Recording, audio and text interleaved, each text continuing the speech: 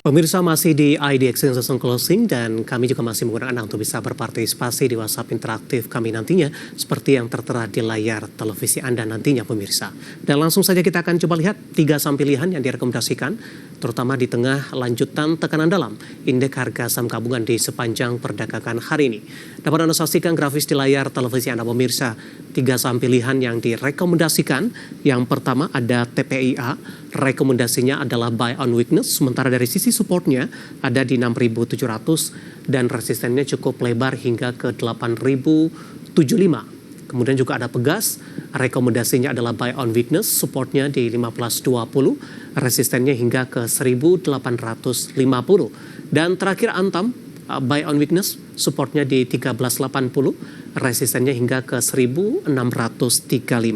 Ada TPIA, Pegas, dan Antam, dan lagi-lagi keputusan investasi tetap ada di tangan pemirsa IDX Channel. Pak Philip, 3 saham pilihan yang Anda rekomendasikan. Yang pertama ada TPIA, Pak. Saham-saham dari grup Prayogo Pangestu sudah mengalami kenaikan yang cukup signifikan. Hari ini berbalik arah melemah di atas 5%, Pak. Analisis dan rekomendasi buy on weakness di level berapa untuk TPIA?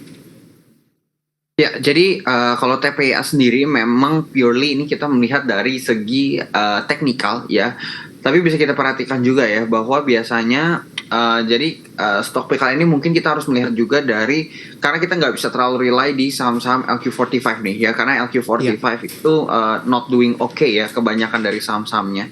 Sehingga kita mencari saham-saham yang mungkin berhubungan dengan komoditas dan yang mendapat flow besar gitu. Dan kalau saya lihat TPIA ini beberapa hari ini flow-nya besar meskipun flow koreksi ya, tapi ini tuh menarik gitu karena flow-nya begitu besar. Sehingga buy on weakness menurut saya di harga closing market hari ini itu oke ya. Kemudian koreksi kemungkinan area level support di 6.300 itu krusial ya. Kalau di bawah 6.300 kita sell. Kemudian untuk resistance memang cukup jauh. Kenapa di harga demikian? Karena di harga demikian itu ada gap ya. Jadi gap itu biasa selalu ditutup. Jadi minimal memang target kenaikannya di 8.000. Kalau kita ngeliat juga meskipun hari ini koreksinya dalam, volumenya itu tidak besar. Ya, dengan demikian ini ada potensi chance of rebound yang cukup tinggi juga untuk si TPIA. Baik, penutupan hari ini di 6.650 melemah di 5% pemirsa. Mengalami koreksi setelah menguat signifikan sebelumnya, tapi dari sisi volume sell-nya tadi tidak besar, masih ada potensi pembalikan arah, kemudian masuk di level 6.300-an, kemudian kalau jebol di bawah 6.300-an ini support yang diwaspadai maksudnya. Ini direkomendasikan untuk sell untuk TPIA, dan lagi-lagi keputusan investasi tetap ada di tangan pemirsa IDX Channel. Kita beralih ke saham pilihan selanjutnya, Pak. Ada Pegas. Anda juga rekomendasikan buy on weakness, menarik. Pegas termasuk defensif hari ini ketika indeks harga saham gabungan melemah dalam kembali. Pegas justru masih bertahan di zona hijau, Pak Philip. Analisis dan rekomendasi Anda untuk Pegas.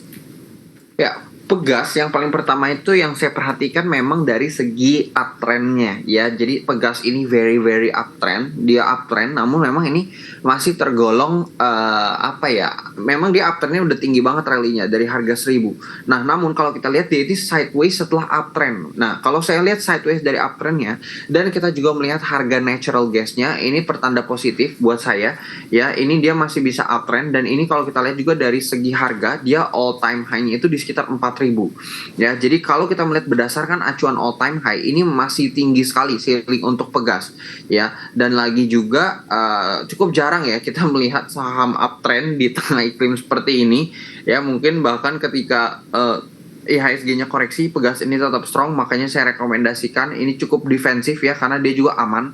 Seandainya memang koreksi besar pun Pegas ini jarang koreksi yang terlalu signifikan lah. Ya, jadi di harga sekarang, di harga penutupan hari ini oke, area level support di 1.500, TP saya itu di sekitar 1.865. Itu tuh harga high yang disentuh di 2019, dan kalau breakout dari area level tersebut tidak menutup kemungkinan Pegas ini akan langsung naik ke atas harga 2.000-an untuk si Pegas sendiri.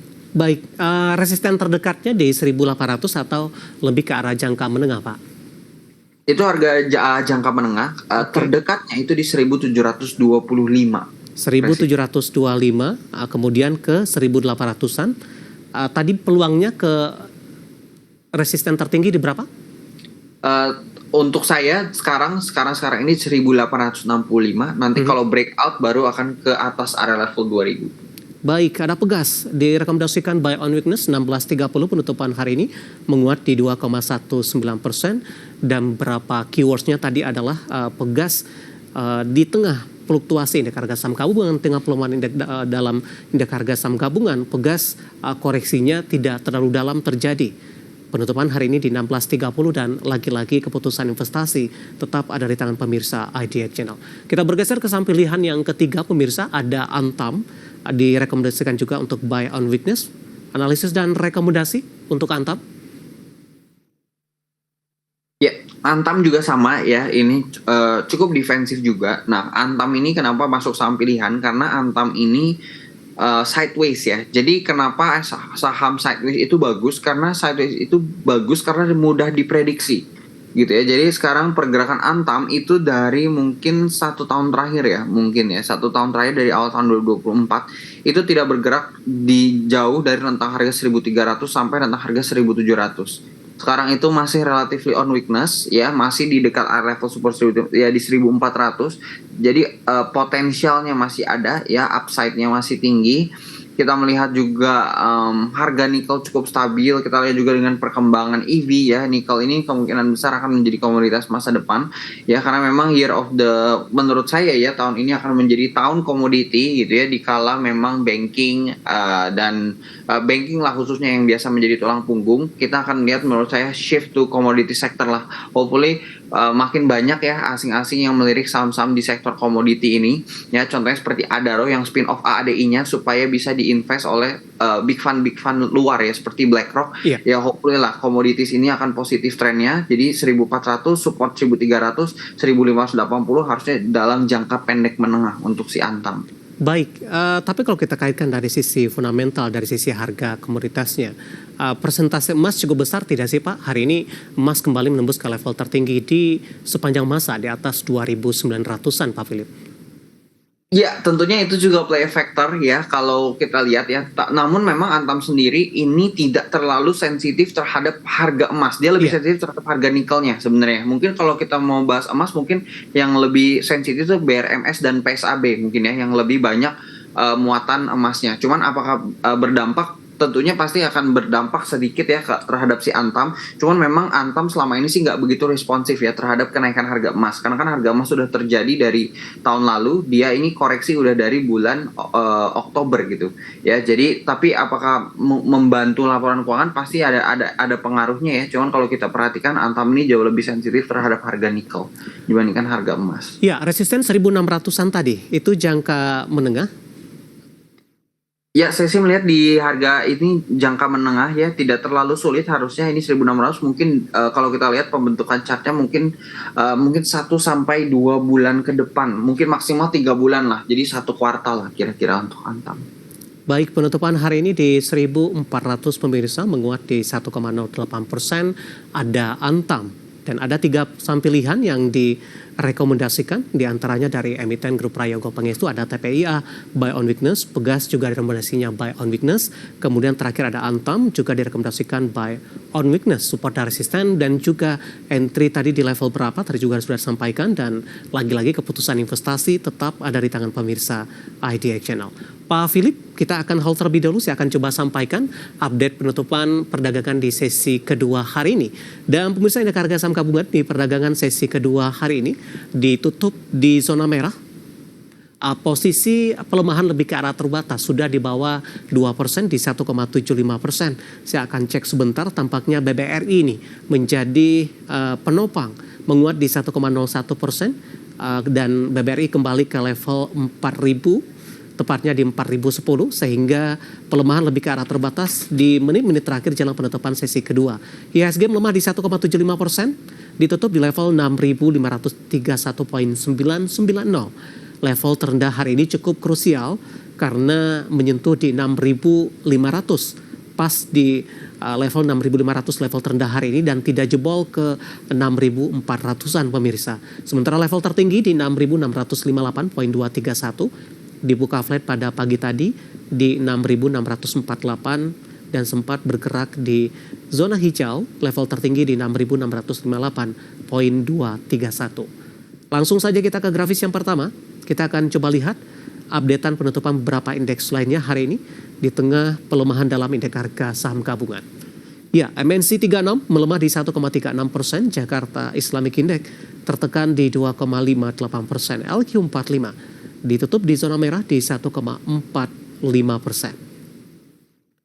Kita beralih ke grafis selanjutnya, rotasi pergerakan sektoral.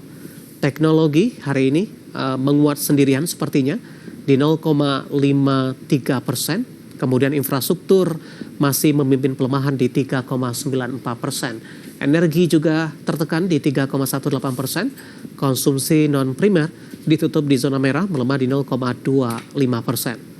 Selanjutnya saham-saham yang hari ini masih bertahan, masih melaju kencang di tengah tekanan dalam indeks harga saham gabungan. Ada AMRT ditutup menguat di 3020, buka hari ini intraday sempat menguat di atas 10%, ditutup di Rp139. PSAB melaju kencang seiring dengan sentimen yang berkembang pemirsa. Ditutup menguat di 266 dan SCMA juga menguat di 210. Selanjutnya saham-saham yang hari ini menjadi pemberat untuk indeks harga saham gabungan. Dari perbankan big cap pada BMRI ditutup melemah di 4.880, cuan turun dalam kembali di 7.350, Petrosia juga berbalik melemah ke 3.220 dan Telkom hari ini melemah ke 2.300-an pemirsa, 2.320. Ya, update penutupan sesi kedua dan semoga bisa menjadi referensi untuk Anda, terutama dalam menghadapi perdagangan di keesokan harinya. Kita akan jeda kembali dan tetap di tempat Anda. Setelah ini kita akan ulas beberapa pertanyaan masuk di WhatsApp interaktif kami. Kami akan segera kembali sesaat lagi. Kita sudah sampai di segmen terakhir dan terima kasih untuk Anda yang masih bergabung bersama dengan kami. Pak Philip, kita lanjutkan kembali Pak. Pertanyaan pertama datang dari Bapak Jason dari Jakarta. Menanyakan saham XL ini Pak. Buy di 2.300, apakah masih bisa di hold atau cut loss? Penutupan hari ini sudah di 2270 Pak. Ya kalau menurut saya ini sih masih boleh hold ya, cuman ya XL ini nunggunya akan cukup lama ya kalau kita perhatikan karena dia memang ini volume flow-nya juga sangat kecil. Kalau kita lihat beberapa hari terakhir pergerakan candle-nya itu di bawah 1% terus. Ya sebenarnya masih boleh hold kalau mau ditunggu ya, asal jangan turun di bawah 2.200, menurut saya masih boleh hold. Baik, penutupan hari ini masih di 2.270, melemah di 0,44%. Support yang bisa diperhatikan adalah di 2.200 dan untuk saat ini XL masih direkomendasikan hold. Kita beralih ke pertanyaan selanjutnya, Pak Philip. Saya akan coba bacakan pertanyaan datang dari Henry dari Jakarta. Terima kasih juga sudah bergabung menanyakan saham Harta, Pak. Teknikalnya seperti apa? Oke, untuk Harta ini dia udah uptrend sekali pergerakannya ya, udah dari harga 300 ya, waspada ini rawan koreksi dengan TP di 490 lah. Ini udah deket banget ya kalau udah profit, apalagi candle hari ini bentuknya saya kurang suka ya. Candlenya kurang baik, 480, area level support itu ya di sekitar jauh di 430. Jadi saran saya kalau udah profit hati-hati ya, ini karena udah di dekat area taking profit, menurut saya mungkin boleh jual setengah dulu. Oke, penguatan dipengaruhi sisi harga komoditas juga tidak Pak ini? Pasti, tentunya ya. Ini udah pasti dipengaruhi juga dengan harga komoditasnya sendiri. Cuman ya ini saya ngelihat dari segi chart patternnya juga gitu ya. Dan ini udah volume kenaikannya juga udah lumayan mengecil. Baik, kita ke Bapak Susilo yang ada di Blitar Pak, menanyakan saham BBCA, di mana investor besar terus profit taking BBCA. Saya hold BBCA di 2020 di 5.000-an. Apa sebaiknya? Apakah ikutan profit taking atau masih direkomendasikan hold atau averaging down? Range-nya cukup lebar tidak Pak? Oke, investor jangka panjang ya, berarti dari 2020. Kita nggak akan pernah lagi ya dapat BBCA di harga 5.000. Ya jadi kalau saran saya, kalau uangnya nggak butuh atau nggak tahu mau dipindahin kemana, tetap aja hold BBCA karena mau gimana pun ini badai akan berlalu ya, akan rebound gitu. Jadi saya sih mungkin nggak saranin ya. Nah, tapi untuk averaging down ini direkomendasikan. Kalau memang masih ada budget ya dan memang tidak tahu mau invest di saham apa, BBCA oke. di bawah 9.000 menurut saya ini masih bisa dikasih, mungkin 8.700, tapi di harga 9.000 pun nih oke untuk averaging seperti itu. Pertimbangannya seperti apa untuk averaging down? Apakah BBCA sebelumnya sudah sampai menembus ke level tertinggi intraday-nya? Iya, jadi kalau saya sih pertimbangannya karena memang ini lagi uptrend dan ini kalau kita ngeliat tren menengahnya kan dia downtrend, Iya. tapi jangka panjangnya ini masih sangat uptrend. Justru sekarang dia lagi balik ke area uptrend, area dia breakout pertama gitu. Nah ini bagus ya, secara chart pattern juga bisa dianggap undervalued atau Baik. nggak valued lah, tapi murah at least. Oke, Seperti itu. selanjutnya Bapak Robertus nyangkut di Bank Mandiri Pak, 5250.